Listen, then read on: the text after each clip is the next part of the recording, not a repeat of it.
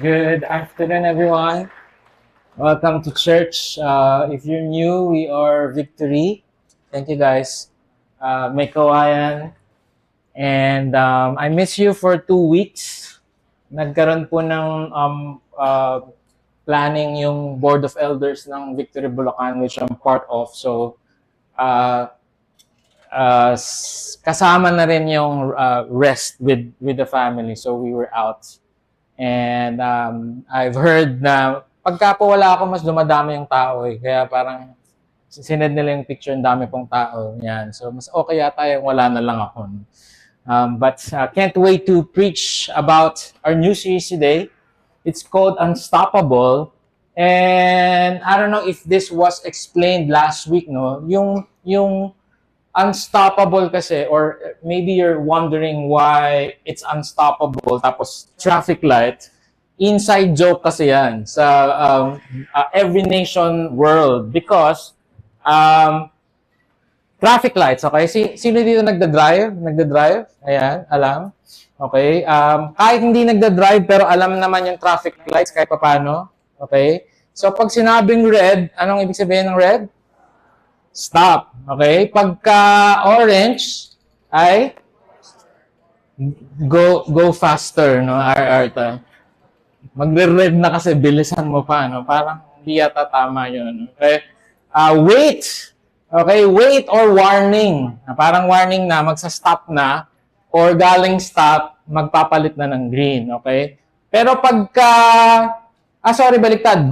Green, go, pagka wait, orange, pag red ay, yan, yung iba sa inyo, go anyway. Yan. So, go anyway. And it became a inside joke sa every nation world because meron tayong mga markers sa mga countries, right? For example,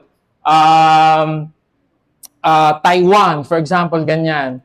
Malalaman natin kung gaano ka-ready yung nation na yon to send missionaries. So, nilagyan natin ng color code as well. Pagka green, pwedeng-pwede. Ibig sabihin, you can preach the gospel. Pagka orange naman, pwede naman, pero medyo ingat because hindi ganun ka-open yung country. And there are red coded nations na talagang bawal mag-preach ng gospel.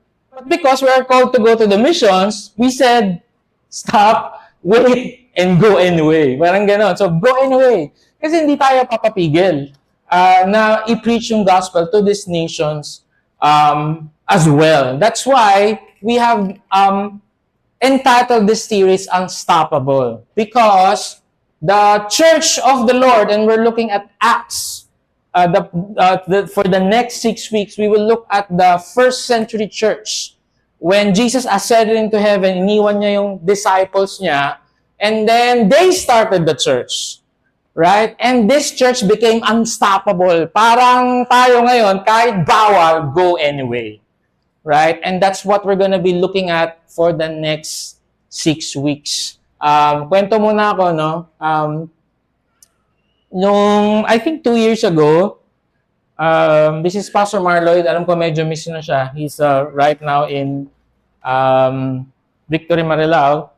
Nagyaya ako, sabi ko, may mga nabudol ako mga bata, mga nasa likod. Di ko alam kung wala na siguro sila sa church ngayon kasi nabudol ko sila. Sabi ko, mag-bike tayo hanggang 7-Eleven. Sige po, Pastor, samahan po namin kayo. 7-Eleven Tagaytay pala. So, medyo parang, sabi niyo po 7-Eleven? Oo nga, hindi ko naman sinabing malahakan eh. So, nag-bike po kami from May Kawayan all the way to Tagaytay.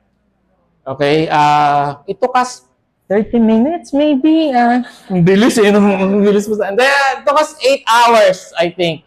Okay? Tapos, gabi kami nag-start no, naalala ko, dito kami nag-start, gabi, 5 p.m. Tapos lakas pa ng ulan ng andyan pala si Carmen. Hindi pala malakas ang ulan. Yan. Mapayapa lahat. Kasi lakas ng ulan, grabe.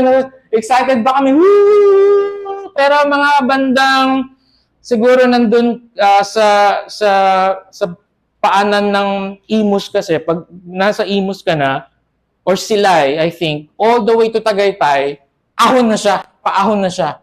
So, ramdam mo na yung bigat talaga nung, usually kasi minimaintain namin speed sa bike, 180, 120, gano'n. Bilisin. Pero pagdating doon, sabi ko, bakit 10 na lang may speedometer yung mga bike? Yung pala ang bigat na. Tapos, ang saya-saya pa namin nung una, nung mga bandang gabi na, ba't ba natin ito ginagawa? Diyos ko po, ano ba yan? May mga sasakyan naman tayo, Diyos ko. And it was hard, right?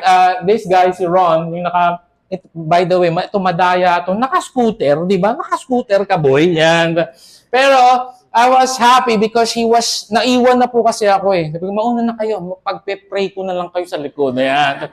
Pero he stayed with me. Okay? So kahit naka-motor siya, okay ka lang po ba? Siyempre hindi, di ba? Ikaw masaya buhay mo, di ba? So the point is, if I was not with this man, I would not have finished that. Probably, Pasay pa lang, bumabalik na ako. Ayoko na. Kung mag-isa lang ako, di ba? Pero dahil marami kami, at we keep pushing each other to just achieve the goal, we finished it. Okay, nakarating kami ng Tagaytay. And that is the church. Right? The church is called to be together. Okay? The church is called to be together. Sabihin nyo nga together. Together. Right? We are called to be together. And maybe you're here and yes, you've been attending church, but this is not the togetherness that I'm talking about. This is great. This is the start. But I'm talking about something like that. We share our lives with each other. We push each other to be better. We challenge each other, support each other, cry with each other. Very funny, naalala ko lang pala nung habang nagbabike ako, nagka-cramps na talaga yung kung di na talaga ako makapedal. Ang sakit-sakit na nung gano'n. Pero may biglang asong lumawas, biglang gumaling yun. Ewan ko kung saan ang gagawin. Adrenaline yata may lumabas. And may kasama ako na, pahinga muna tayo bro. Sige, ako po hindi ako napapagod. Nakamotor ka nga kasi, di ba? But thank God that we have these people that are with us. And maybe you're here, Pastor, trinay ko na yan. Dalawang klaseng tao lang naman kung bakit ayaw malubog sa church, ayaw mag-commit. Okay? First group of people may be afraid of commitment. Maybe afraid of commitment na parang, okay na po to yung attend ako, tapos uuwi ako. Kasi pagka po nag-usher pa ako, bibili pa ako ng polo shirt na black. Ano ba yun? Di ba? Pagka nag-VG pa ako, ano ba yan? May church pa, may victory group pa, may one-to-one pa. Dami namang sasign na pa. May BMT pa. Ngayon, BMT season, di ba? Training. May GA pa. Ano ba yan? Dami naman. Okay na ako doon. And you're afraid that it might take so much of your time. And maybe there's a group of people naman on the other hand that I've tried it na eh. I've tried being together. It's just that I was hurt. Okay, that one of the members of the church took advantage of me.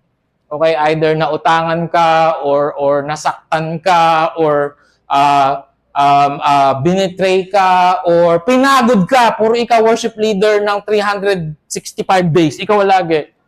And sabi mo, ayoko na. Kaya and honestly, I've been talking to people like that na, ay, okay na po, Pastor. Nagpapahinga lang muna po kami sa church na ito. Right? And maybe you're this person saying that, okay na po kami na lang ni Lord. Right? Ako na lang tsaka si Lord, okay na po yan. No. Because church is not meant for you to be alone. Alam naman natin yan. Di pa tayo Kristiyano, kinakanta na natin yan, di ba? Walang sino man ang nabubuhay. Sing! O see? Alam naman pala natin nung noon pa. Pero, merong inside of us that keeps on, I just want to be alone. Okay? Yung iba nga extreme. Not attending physical church anymore. I'm just gonna open my laptop. I'm just gonna watch a video of someone. I'm gonna listen to worship music, and that's it. My friends, that's great, but that's not the church. Because again, the church is called to be together. We will see that as we read the Bible in Acts chapter 2, verse 42 to 47. Tayo po tayo.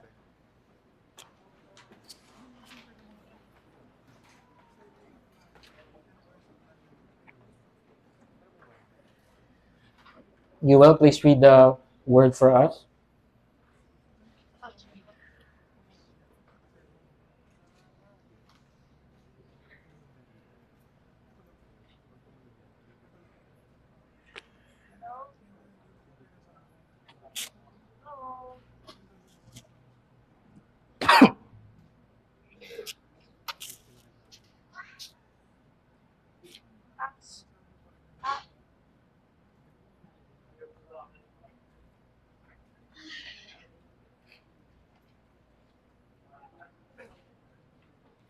Acts chapter 2, verse 42 to 47, page 531.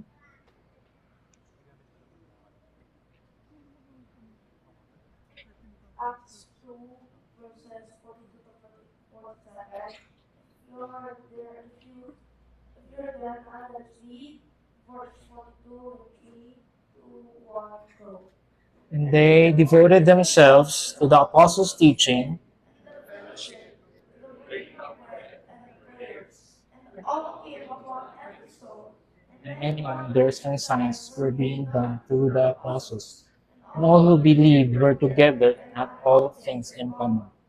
They were selling their possessions and belongings, distributing the proceeds to all, as anyone needed.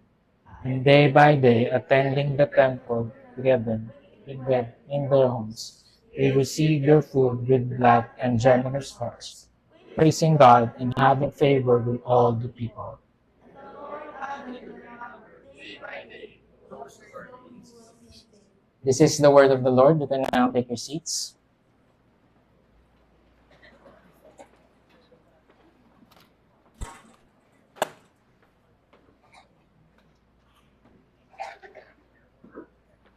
Sabi nung verse 42, and if may magtatanong, paano po ba mag-plant ng church? I'm gonna tell you, just go and do Acts 2:42. Because that's how they did it, and that's how we're doing it. So, apat lang po yung continually nilang ginagawa. They devoted themselves to the apostles' teaching. That means the apostles will be reading the word of God and then preach, just like we're doing now. So, apostles' teaching, fellowship, okay, breaking of bread, that means kakain sila together, and then they will pray for one another. So, apostles' teaching, fellowship, breaking of bread, and prayer. So, they will share the word, they will share food. Sino dito, yun yung pinaka-favorite yung part? Di ba? I mean, ang sarap kaya. Like, every time na may magyayaya na, tara po, kwentuhan po tayo. Alam ko yung over food. Right? And it's fun. Shared food, shared prayers, ultimately sharing lives. This is not a checklist. This is not like a program. They did not say, and they attended a weekly Sunday service. No. They were doing life together. Right? They were studying the Word of God together. They were having fellowship. They broke bread in their homes. And they prayed for one another. Sharing lives. And with many other words, he bore witness and continued to exhort them, saying, save yourselves from this crooked generation. So those who received his word were baptized, and they were added that day about 3,000 souls. Acts chapter 13, 120 pa lang po yung tao sa church.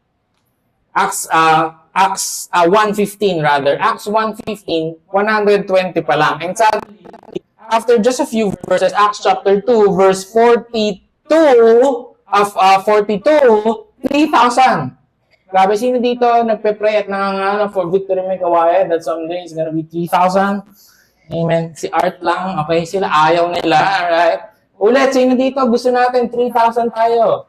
Right? Not because that we want to be the best, no, because we know that one soul is one family, right? That their lives are changed. So ngayon gagawin natin, reverse engineer natin to. So ito yung ito yung resulta, 3,000 souls, and we want this Lord for Victory May Kawayan. How did they do this?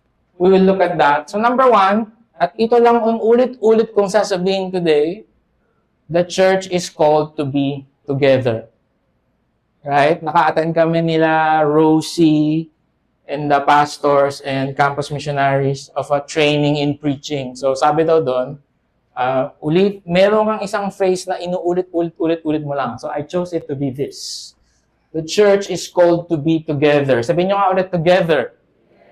Okay, together. And then, forever pala yun, mali. Okay, all who believe we're together. And day by day, attending the temple together. Together. So there's this togetherness that we have to pursue.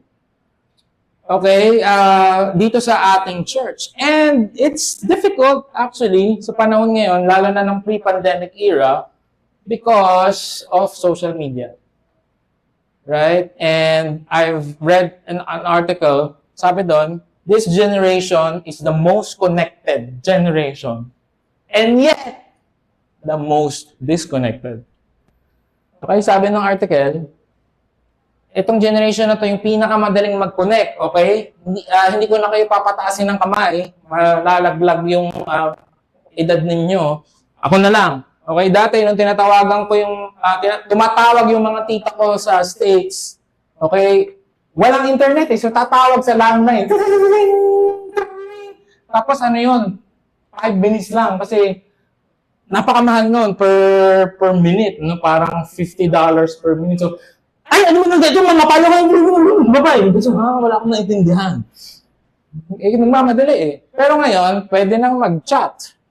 Right? Kahit saan sa mundo. So, we are connected, but at the same time, disconnected. Okay? Yung mga students dito, pero hindi sila yon, okay? Sa Zoom meetings pa lang, sa Zoom classes pa lang, nakakadaya na tayo. Right? Na nandun ka, may attendance ka, or may meeting ka dyan, on this side, naka-off yung camera mo, kung wala nakikinig ka, pero nanonood ka ng Cocomelon dito sa kabila. And you're there, but you're not there. And again, we can have that lie that we are connected. I'm connected to the church. No. We have to be together. There is some sort of togetherness from this book, Terms of Service. Sabi ni Chris Martin, are we using social media or is it using us? Social media is not social. It's more about the media, less about being social. Whether you're tweeting or Instagramming, you're essentially talking at someone, not with someone. The one another experience is absent from it. Diba? Magpo-post ka ng buhay mo, stories mo, kinikwentuhan mo kami kung anong nangyayari sa'yo.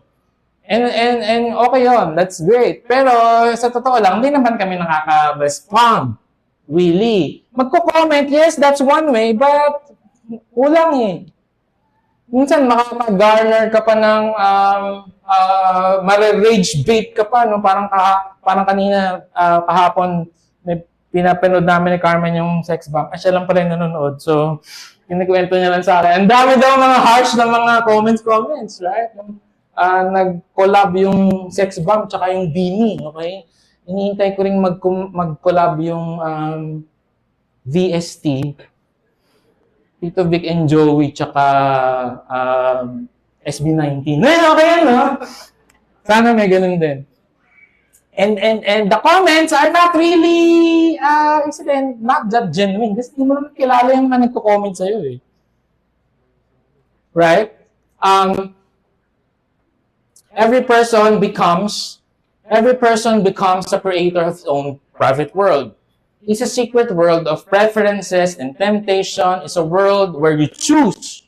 You choose everything. You choose your entertainment. You choose your music. You choose your relationships. You become God in your little world and your screen, and you create that little world that you want. And you are the creator of your own private universe. And outside your own private cyberspace is the outer darkness of whatever and whomever you reject. Ang dali ng mag-block. Ayoko yung vibes mo, block kita.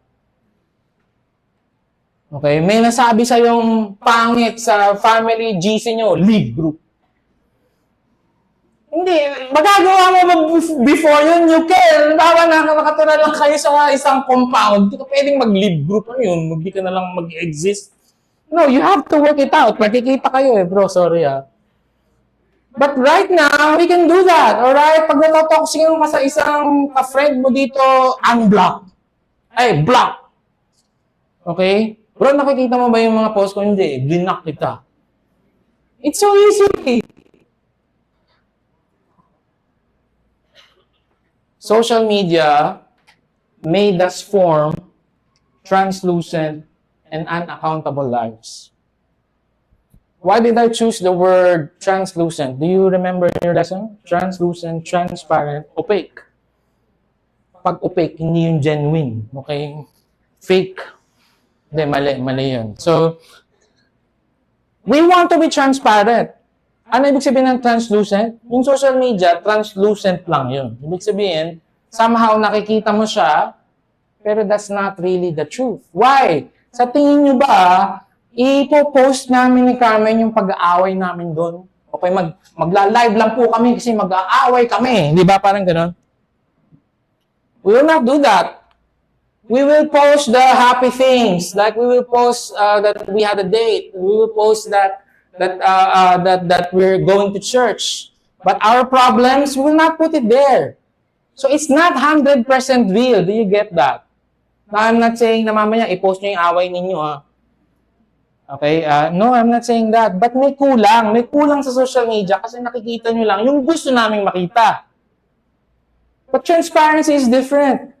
And the church is called to be like that. The church, on the other hand, is called to form transparent or visible, accountable lives together. There's the word again, together.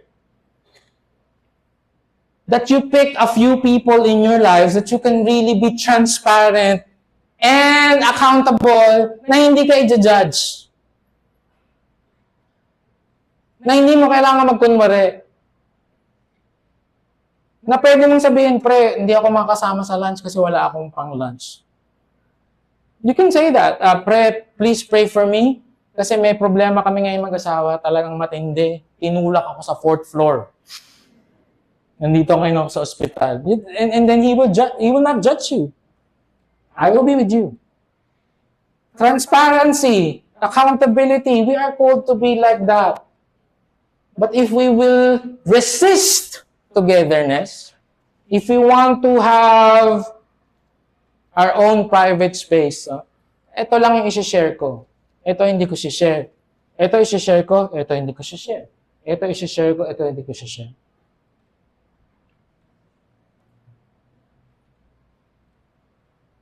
What's the goal of being together? It's just to have fun? No, the goal is to push each other to honor God.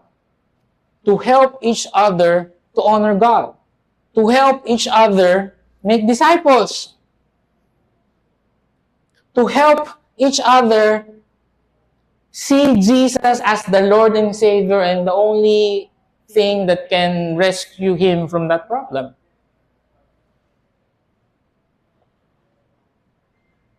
Yung word po na fellowship is very used and very haphazardly used in Christian circles. Okay? Saan kayo galing? Nag-fellowship, bro.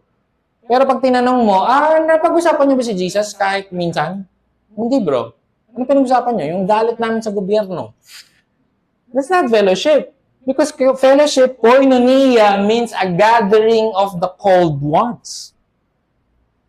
Nag-gather tayo together to talk about Christ and to worship Christ and to exalt Christ in our lives. To pray for one another.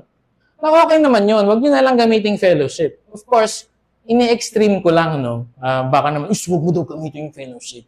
Sinasabi ko lang na chine-check ko lang tayong lahat. Baka naman nag-basketball lang kayo, then just call it basketball. Baka naman nag-bonding lang kayo, then just call it bonding. But I hope that in all of our gatherings, all of our bondings, all of our fellowship, we do this. We help each other honor God. Bro, kailan pa yung huli ka nag-one-to-one? Parang 2017 pa yun, ha? Medyo matagal na yun. Hanap ka na, tulungan kita. Ganon. We help each other honor God.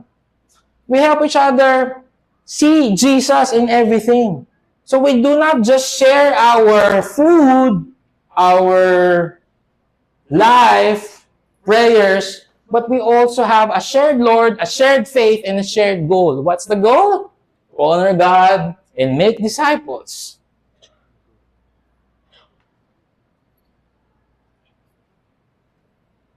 Number 2, as a result of being together, we are going to be devoted to each other. As a result of being together, again, that's a starting point, a decision. Okay, Pastor, Zimbabwe lang ako simula dati, pero sige, I understand. I have to be together. They devoted themselves to the apostles' teaching, to the fellowship, to the breaking of bread and prayers. The word devoted here means to give it away. Okay? To set it apart, to set it aside. So basically, what's happening here, and they gave themselves away to the apostles' teaching. Hindi lang to yung religion na parang, sige, ano daw yung word, No. They would not use devoted if that they were not addicted to studying the Word of God. No, they gave themselves away to study the Word of God together. They gave themselves away to fellowship. And again, hardcore fellowshipping with one another. Not just, hi, hello, every Sunday, then uuwi. No. Right? To the breaking of breads and praying for one another. That's how devoted they are. Sabi ni Lucian of Santosa, sabi niya, and this is how devoted they are. Their founder taught them that they should be like brothers to one another, and therefore they despise their own privacy and view their possessions as common property. And that is absurd. That is weird for the Jews. At lalo na yung mga he's not a Jew, si Lucian, he's a Greek. So lalo na yung mga nanonood sa kanila ng mga Greco-Roman people, na parang bakit sila weird? Bakit sila nagtatawagan ng brother and sister, di naman sila magkapatid? Bakit nila tinutulungan yung hindi naman nararapat tulungan? Bakit sila nagpapatawaran? Bakit sila ina-apply nila lahat ng tinuro ni Jesus sa kanila? Why are they turning the other cheek? Why are they giving the extra mile? Why are they denying themselves? Taking up their cross daily? And why? And because of this love with each other, the devotion to each other, giving themselves to each other, in Acts chapter 13, yung church na predominantly Jews ay napuno na ng African, Asian, Jew, Greek, Roman. All coming together and being together, radically together. Question. Sabi ni Lucian, they despise their own privacy and view their possessions as common property. Question.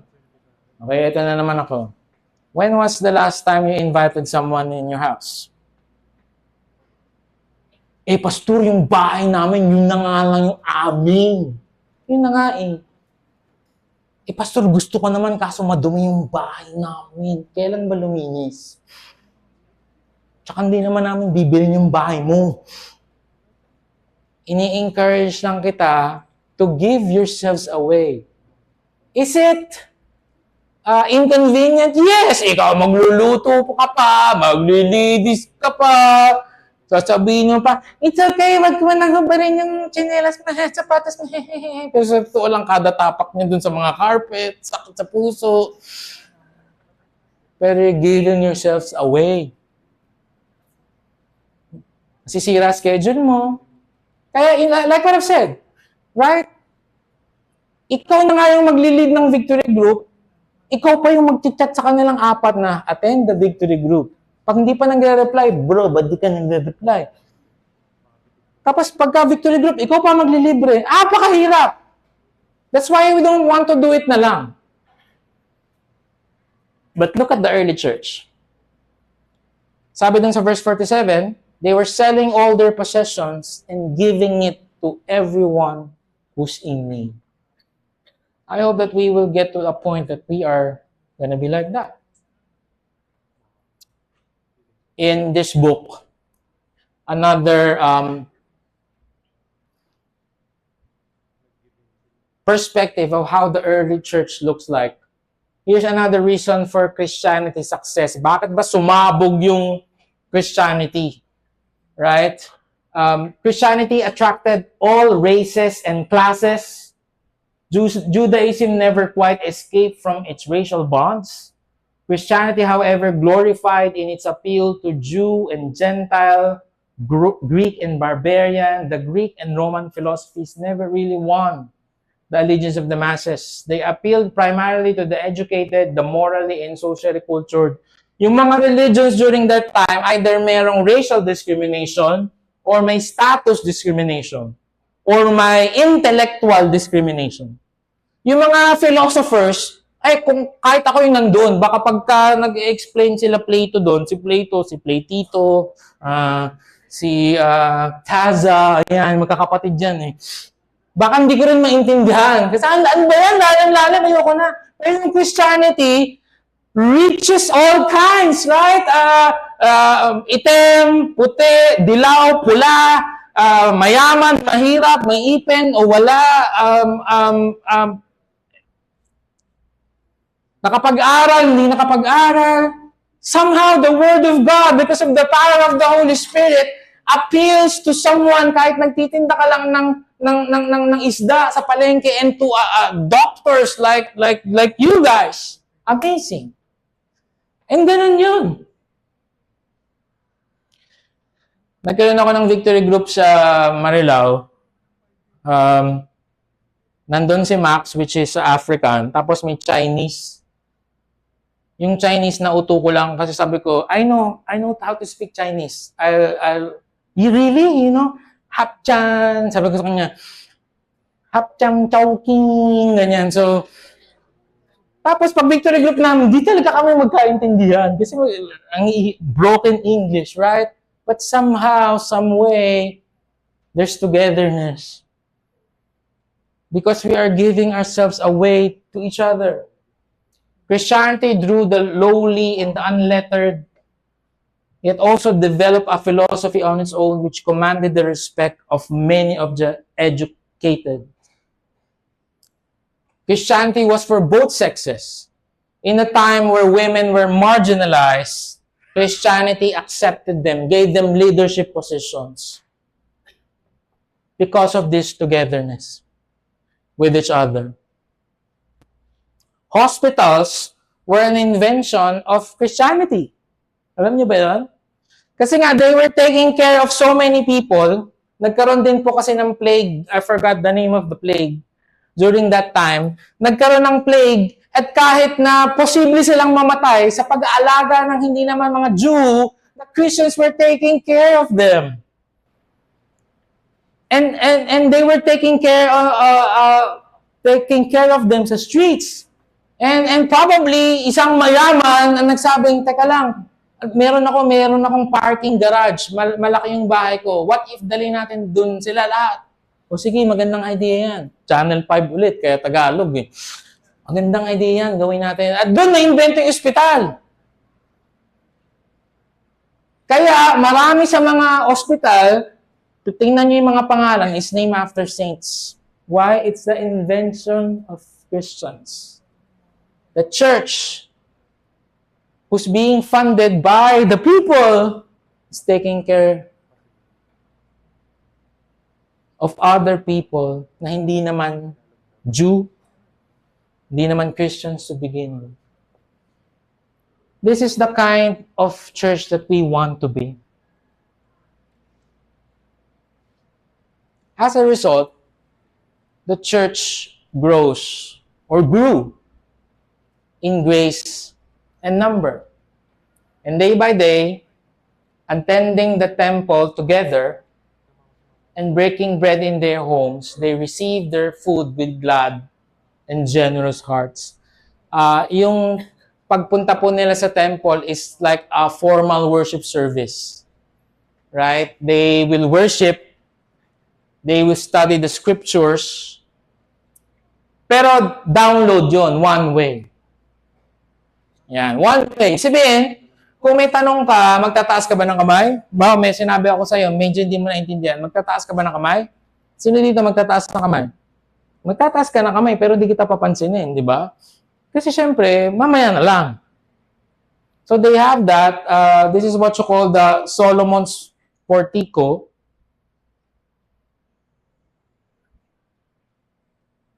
Yan, Solomon's Portico. So imagine niyo, ito yung entrance ng temple dito. Ayan, ito yung entrance ng temple.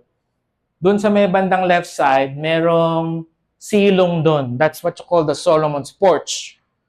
And that's where they gather weekly. So, may assign siguro. Oh, ngayon, mga brother, ang magpi-preach ay si Peter. Ayan, oh, go Peter, share the word to us. Mag-aaral sila together. Diyan sila magbe-break ng bread. Diyan sila magpe-pray with each other. So, merong formal, right? Pero meron ding informal. Look, in their homes.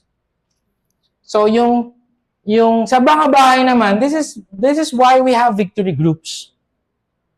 Informal, discussions-based, right? Yung victory group po, our victory group leaders are facilitating the victory group. Ikaw, anong take mo here in this passage? O ikaw, ano ang masasabi mo here? Right? And then at the end of the day, they will pray for each other.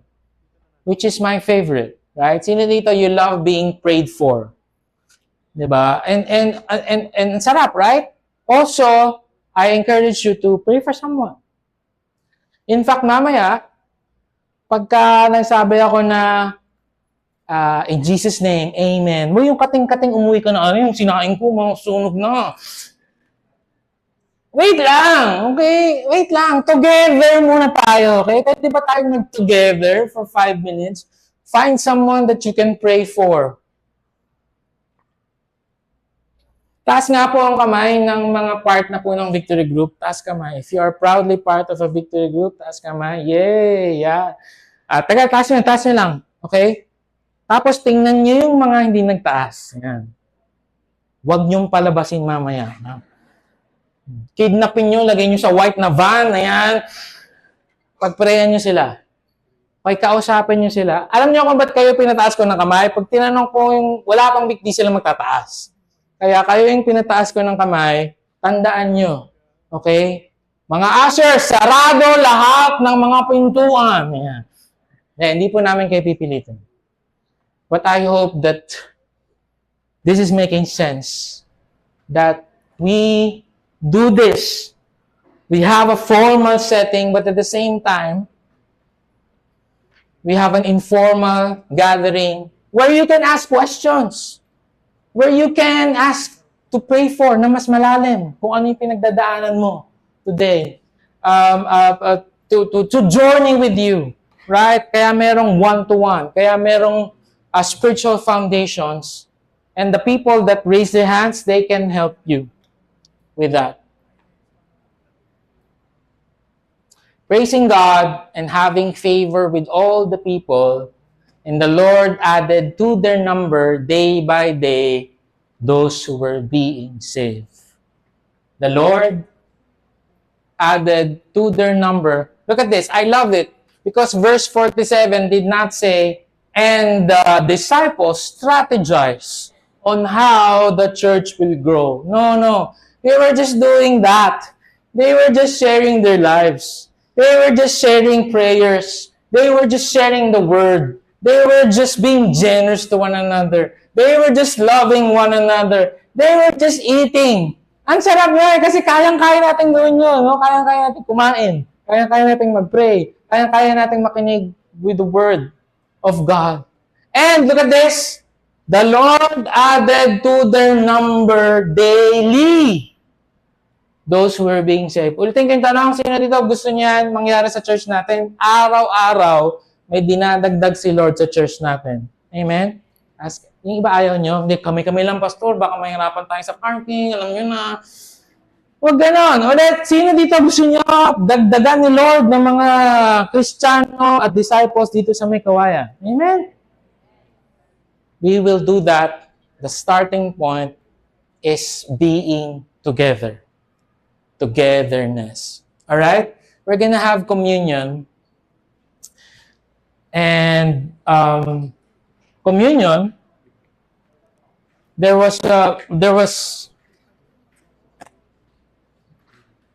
communion started to be great. Communion started there. Communion started when Jesus said, "Do this in remembrance of me." Right? Yung breaking of bread is the same with communion. Nagko-communion sila. Right? But, siguro parang tayo, nawala na yung essence of why we're having communion. That's why, nagalit si Paul in Corinthians. Sabi niya, ba't kayo ganyan? Nagbe-breaking of bread kayo, nag-uunahan naman kayong kumain. Hindi naman kayo sabay-sabay kumakain. Hindi nyo naiintindihan. Kaya nga communion. Union, unity, one. Sabay-sabay. Sabay-sabay nating inaalala yung ginawa ni Lord sa atin, pero hindi lang yun. Okay? Tayo po tayo.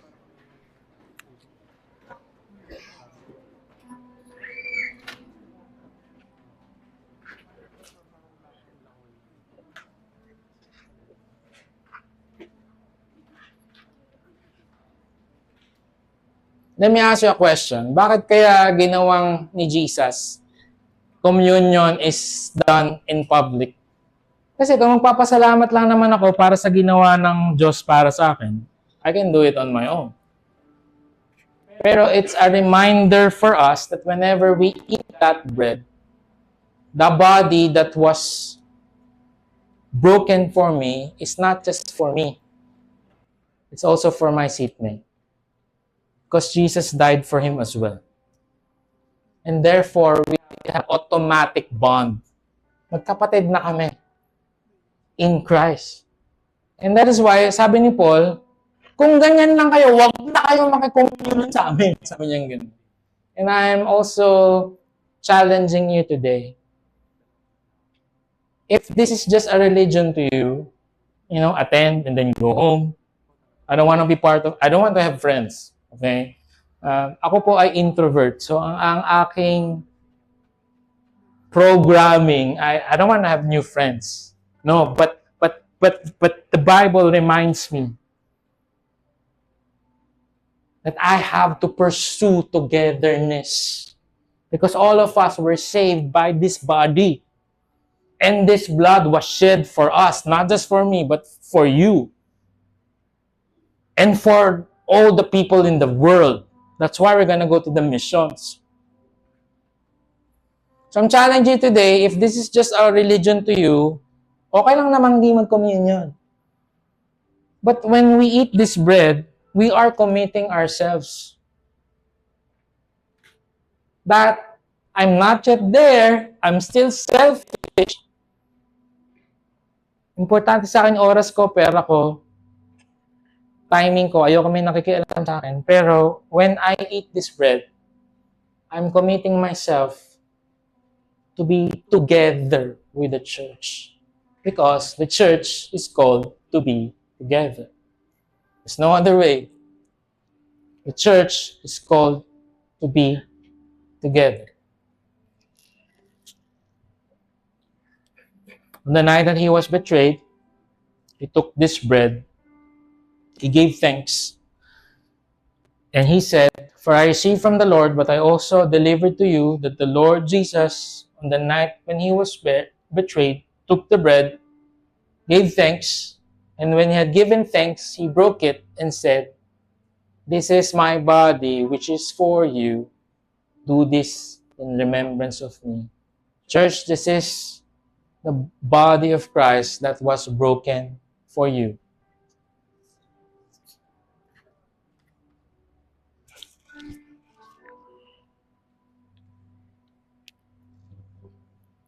This is the blood that was shed, not just for me, but dun sa seatmate mo, and for all the people of the world. That means we have a connection, and we have to pursue togetherness with each other. Because this blood was not shed for me alone, it was shed for the whole world, for the forgiveness of sins. In the same way, also I took the cup after supper, saying, "This cup is a new covenant in my blood. Do this as often as you drink it in remembrance of me." This is the blood of Christ that was shed for you.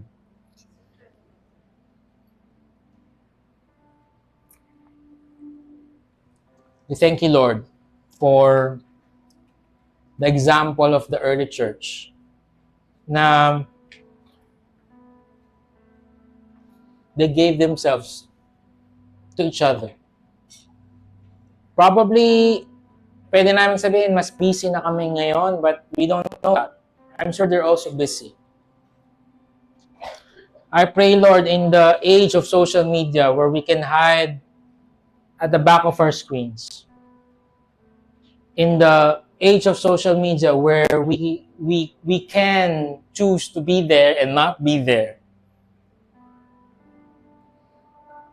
that the time comes, Lord, and maybe ngayon, we're just starting this walk with you.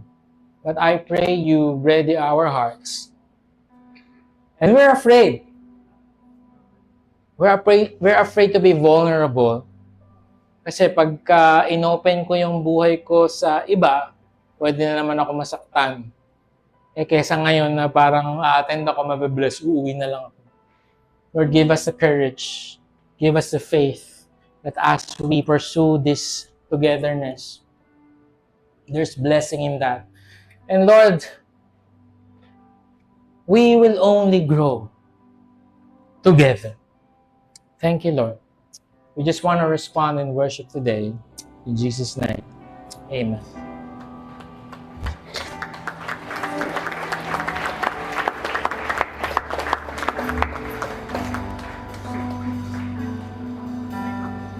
One church, let's sing this song.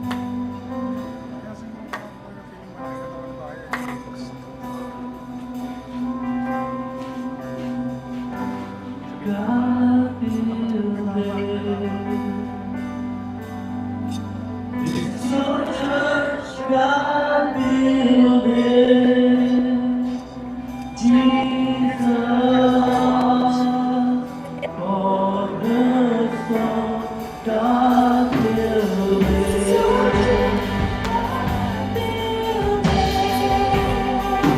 Come on, church. God build it.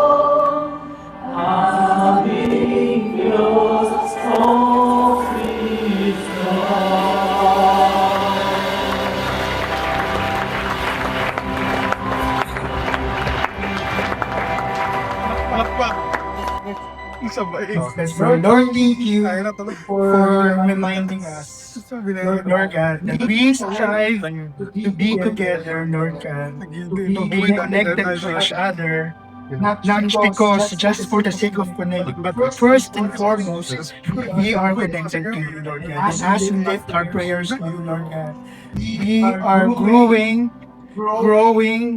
to be together because of your grace and faithfulness, Lord God. Thank you for the word today. In Jesus' name we pray.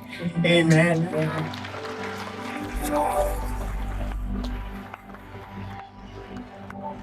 Bro,